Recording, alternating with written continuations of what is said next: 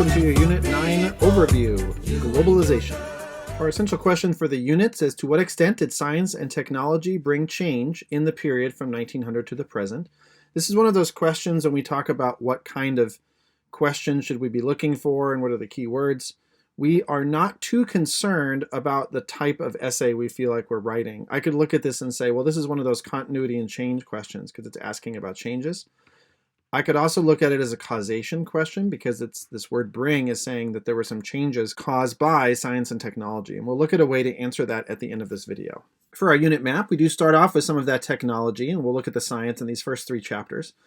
Then we look at economics and what's really the driving force of this trend of globalization, of the world becoming increasingly interconnected. We'll look at some economic concerns related to that. We'll look at the globalization of culture, some resistance to that, and then we'll look at some institutions developing in a more globalized world. So again, the central development of the post-World War II era has been the increasing globalization of the world. And it starts off with some of these advancements in technology, particularly related to business. So communication, for instance, things like the radio and then of course the cell phone and internet have made it easier to bring people closer together and facilitated international business. We have advancements in transportation, huge shipping containers that are transported by ships, and air cargo, which is facilitating the movement of goods farther and more cheaply. And of course, they rely increasingly on fossil fuels. In more recent years, we've had nuclear and renewable energy. This has boosted the production of goods, but also had an environmental impact.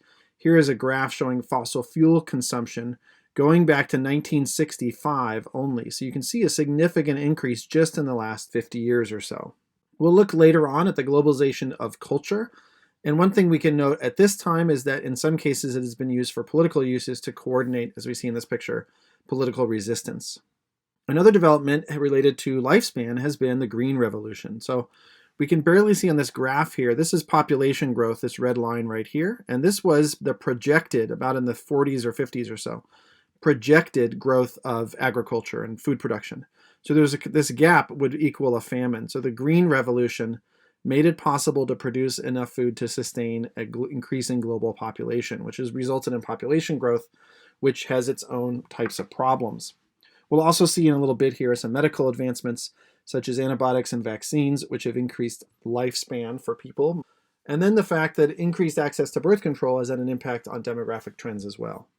So now's a good time to stop and answer this essential question for this chapter: how the development of new technology changed the world. And here's a review of some of the examples we just went over of what those changes were. In 9.2, we're looking at technology again, but a bit more of a focus on disease. And what we start to see in this era is a split between the kinds of disease that are associated with poverty and those with longer life, which equals countries that have better access to healthcare and tend to be more wealthy. So some of the diseases associated with poverty are pretty preventable. Malaria, tuberculosis, cholera, and polio all have vaccines or treatments. And those rates tend to be higher in developing countries that don't have access to healthcare to the extent that more wealthy countries do. This graph on the y-axis here is showing years lost due to disease, and on the x-axis income. So this higher level over here would be a country in which a lot of people are dying prematurely because of diseases such as these over here. So you can see this would be the lower income countries, that there's this stark contrast between the poorer countries, which have a lot of years lost due to disease, and the wealthier countries, which have fewer. What we start to see in those wealthier countries is diseases like heart disease, diabetes is another example, and Alzheimer's, which are associated with longer life.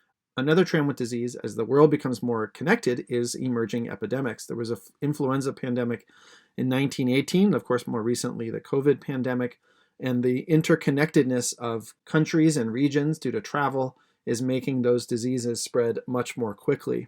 Some other examples would be HIV, AIDS, and Ebola, and those have spurred medical advancements as well. So now's a good time to stop and look at the essential question for this chapter about how environmental factors affected human populations. And so we have that listed here, what we just went over, in more environmental terms. In 9.3, we'll look at the environment in a little bit more detail, starting with some environmental changes largely due to expanding population and globalization, such as the clearing of forests and native plants for agricultural production, and we get declining forests and expanding deserts. Air quality has declined as more pollutants are released. The consumption of fresh water has increased, and you can see in this graph here, the freshwater per capita is declining rapidly since 1900. And then, of course, climate change due to greenhouse gases. This graph shows CO2 emissions by world region, and it's pretty striking because the Industrial Revolution starts all the way down here, which is the advent of the use of fossil fuels. But this mark here is about 1950, which is about the beginning of this post-World War II globalization era. So we see, as industrialization spreads to more and more regions, a huge increase in the use of fossil fuels. So some of the causes and effects of those changes. So urbanization has created an increasing demand for agricultural production since people are increasingly moving to cities to work in those industrialized economies and not producing their own food. We also have an emphasis on global economic growth, which increases demand for resources. Some of the effects, of course, are the depletion of resources, climate change, an environmental movement that addresses some of these problems, and the growth of renewable energy production, wind, solar, etc.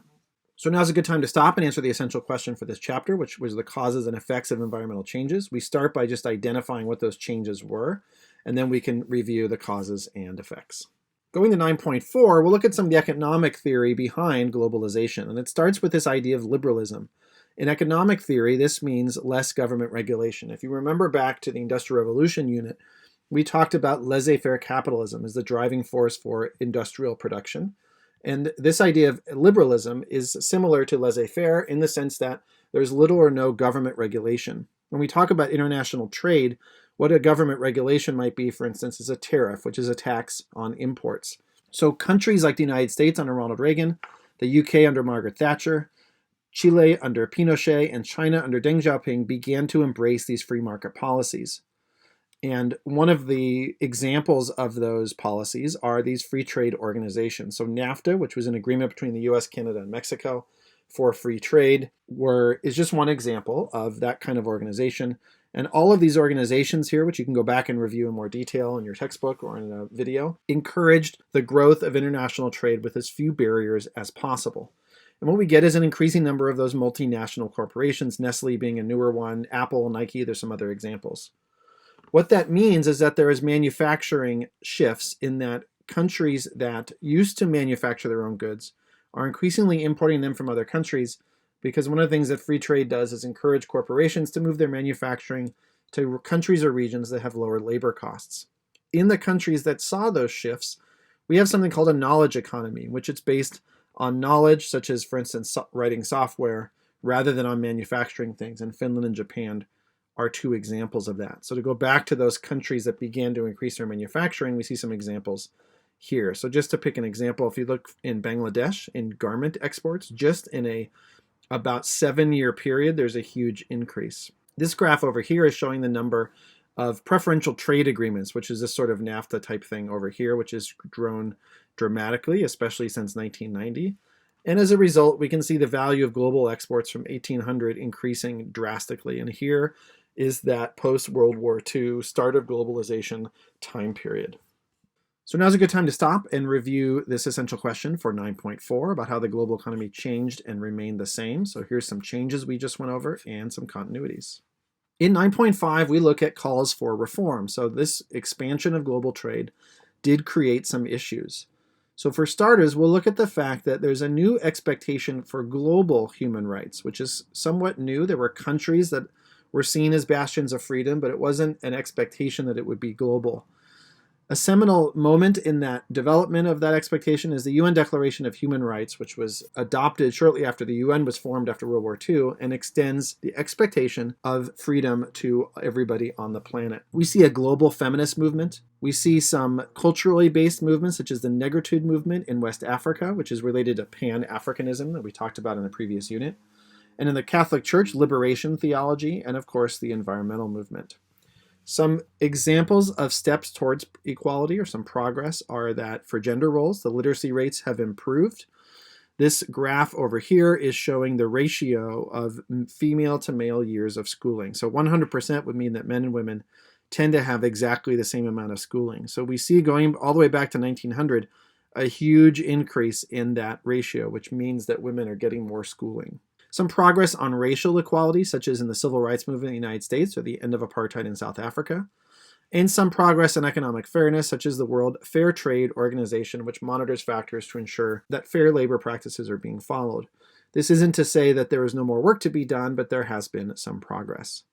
We do see examples of continued repression of rights, such as in China, and China's suppression of the Tiananmen Square movement, which was a pro-democracy movement in the 1980s in China. So now's a good time to look at the essential question about social categories, roles, and practices, and how they changed and stayed the same since 1900. So here's some of those changes, and you could think about categorizing this bulleted list down here in those three areas, and then here is an example of a continuity. For 9.6, we look more specifically at globalization and culture. One of the things we see in culture in general during this time period is an increasing disillusionment, largely due to political. In 9.6, we look at globalization through a cultural lens, and one of the driving forces of the efforts of cultural globalization is more attempts at international cooperation. We talked about those trade agreements, kind of bringing countries together. On the social side, with the expectation of more social equality, we're starting to see some thinkers who were challenging norms, such as Einstein and Sartre. One of the things we see from a scientific standpoint, especially during the nuclear age, is an increased understanding of the way the natural world works, which ironically creates more uncertainty. And if you're a physics person, you might know about Heisenberg's uncertainty principle, which essentially says that on the quantum level, we can't be sure of anything. So you combine that with the psychological theory of Freud, which said that the vast majority of our behavior is explained by unconscious forces that we cannot understand. And you start to get, in the artistic world, for instance, some challenging of norms. So Picasso and the Cubist movement. In classical music, we have atonal music that rejects the traditional conventions of Western music. And so there's a lot of undercurrent of uncertainty from a cultural standpoint globally during this time period. Another trend we see about cultural globalization is that is increasingly dominated by Western, especially American culture. Not exclusively, but increasingly. This graph here shows the number of countries in which a language is spoken. In English, you can see it says 101, and Arabic is second with 60. The thing about English is it's not the primary language in very many countries at all. So the fact that it's spoken in the most countries is a striking reminder of the dominance of American culture globally. We do see a globalization of consumer and popular culture. In the movie industry, for instance, there's of course Hollywood, but the Bollywood industry in India is very popular worldwide. We have anime in Japan. We have reggae and K-pop as examples of regional music that has become popular globally. And in sports, we have the Olympics and World Cup soccer. This is kind of a fun demonstration of how popular the World Cup is. This is the global viewership in the last 3 World Cups, and this is the Super Bowl in 2018. And you can see that huge difference to remind us of how popular soccer is globally. So the essential question asked how globalization changed culture. So here's some of those changes in culture. In 9.7, we're going to look at resistance to globalization. And before we look at how people resisted, we'll look at why. So income inequality becomes an increasing problem during this time period. This is a striking graph that essentially shows how the money in the world is distributed. And what we learn here is the top 0.7% of wealthy people in the world control 46% of all of the money. In fact, if we put these three together, it's about 29% or so, and that equals about 97% of all of the wealth. So down here you have 70% of the population controlling 2.7% of the wealth. So that income inequality has been a concern for many people. There's a concern about the working conditions as globalization expands and manufacturing moves to other countries. The environmental damage associated with production of resources and the fossil fuel emissions. There's been some political resistance to globalization, such as Brexit. And there's been some cultural concerns expressed in countries like China and Saudi Arabia who are rejecting the increasing influence of Western culture. In terms of the forms of resistance, in Seattle in 1999, there were the protests against the World Trade Organization's free trade policies. We have calls for debt relief and fair trade to help developing countries make things more equitable. There are activists that have used social media to coordinate resistance. And social media, in some cases, has been banned by countries in an effort to stop that. So now we can stop and look at responses to globalization. And here is the general title of Effects of Globalization. Then we can look at citizen protests and we can get more specific about what people were concerned about. And then here's some specific information. In 9.8, we're looking at new international organizations, starting with government organizations. The driving force is the United Nations. Here are United Nations peacekeeping missions around the world. It plays many roles, but its primary role is the efforts to protect human rights and to end conflict between countries. We also have non-government organizations, or NGOs, which are not specifically controlled by government. The World Bank and the International Monetary Fund are examples of non-government organizations that embrace the policies of free trade and encourage them. The Red Cross and Doctors Without Borders are examples of more humanitarian NGOs that have attempted, in the case of Doctors Without Borders, to get medical care to people in need around the world. So the essential question asked how globalization changed international interactions, and the main change is new peacekeeping organizations, and you can get more specific from there. So that was the last chapter in the unit. It was just an example of a timeline to remind us of the dates of things. This is not an exhaustive list of key events that happened, just to kind of show you how you can start to review information focusing on time.